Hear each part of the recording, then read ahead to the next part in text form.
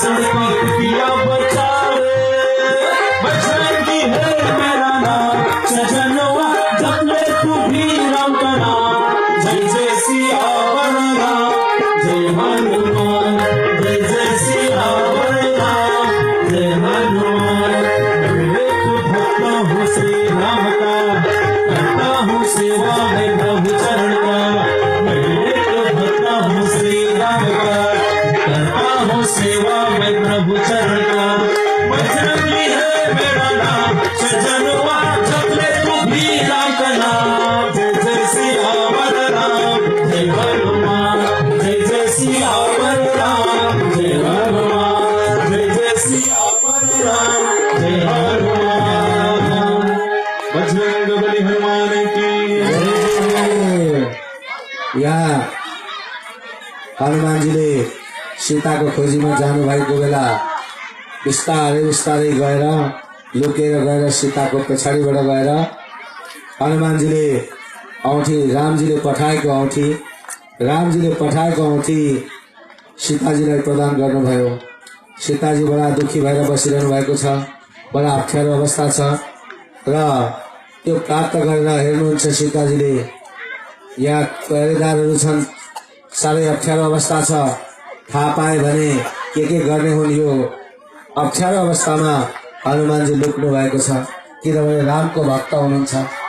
रामले दिएको जिम्माको काम गर्नु हनुमानको परम कर्तव्य छ।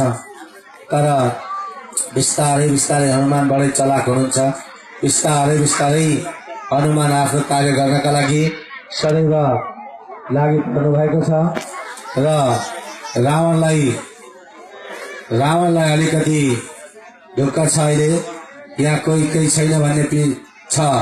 रावण अलिकति अब ढुक्क भएर अलग्गै बस्तीतिर लाग्छन्। यताउता हेरेर हनुमानजी अथवा यहाँ कोही छैन भन्ने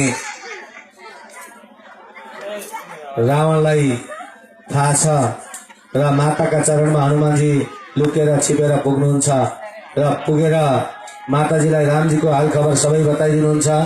हनुमानजीले माताजीका चरणमा परेर सबै कुरा बताएपछि हनुमान अब यो अवस्थामा मैले यहाँ बस्नु ठिक हुन्न माताजी, म फलफुल खोजेर खान्छु, साह्रै भोकाएको छु, म फलफुल खानु पर्यो कतै भन्दा माताले भन्नुहुन्छ झरेका मात्रै खानु है, तिमीले राम्रै रुखतिर गएर नखानु। यहाँ त रावणका निशाचरहरू धेरै अप्ठ्यारो अवस्थामा हुन्छन्, हेरिरहेका हुन्छन्, तिमीलाई दुःख दिन सक्छन्, तिमी बचेर काम गर्नु है भन्दा हुन्छ माताजी, म बचेर काम गर्छु माताजी भनेर हनुमानजी बाटो लाग्नुहुन्छ। आफ्नो हनुमानजीले अब डङ्का बजाउन थाल्नुहुन्छ। लङ्कामा अब कसरी यताउता हेर्दै सीतालाई पर्छाउने रावणले धेरै डर देखाउने काम गर्दछ। तर हनुमानजी अलिकति बचेर नै काम गर्नुहुन्छ। हामी हेरौँ दृश्य।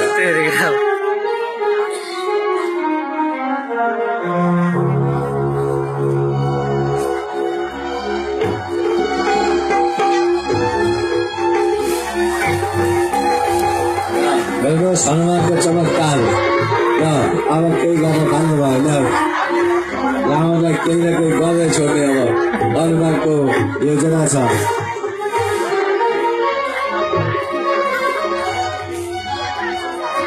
रावणका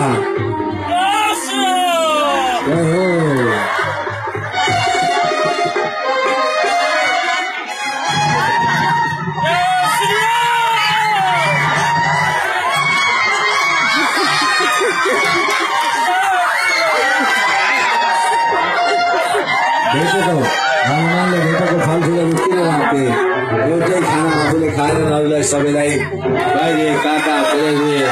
हनुमानजीले टोका सबैमा वर्षमा खानु।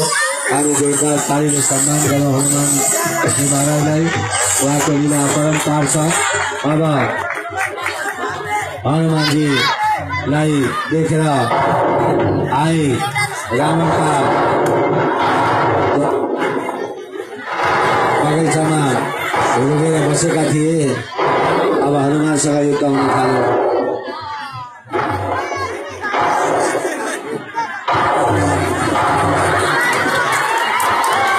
हनुमानजीले फेला पारिदिनु भयो।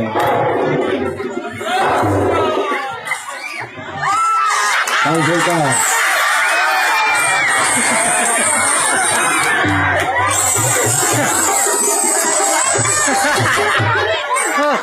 Xuân rồi, Xuân này, vào đây mà.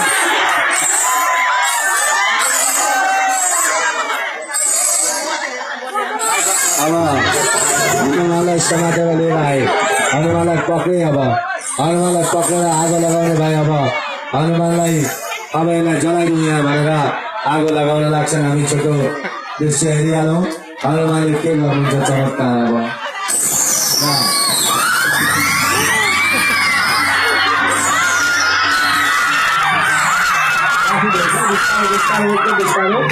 बिस्तारो हनुमानले सारा लङ्कालाई